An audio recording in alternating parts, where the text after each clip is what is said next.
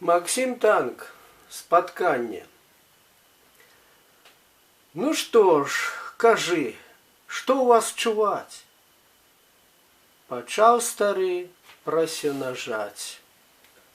Успомніў жыта і авёс, а вочы мокрыя ад слёз. А потым я загаварыў: нічога, год я перажыў, ды не адзін, сядзіць нас шмат, прывыклі трохі і да крат. Ну як там мама і сястра?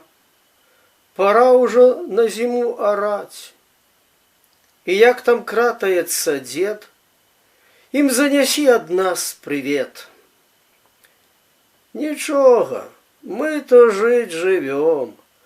Вось ты тут сохнеш за муром. Я ў торбе сухароў прынёс, а вочы мокрыя ад слёз. Не плач, мы вернемся вясной, і ў поле выйдзем грамадой, сустрэнем новы ўсход зары. Не плач і не бядуй, стары.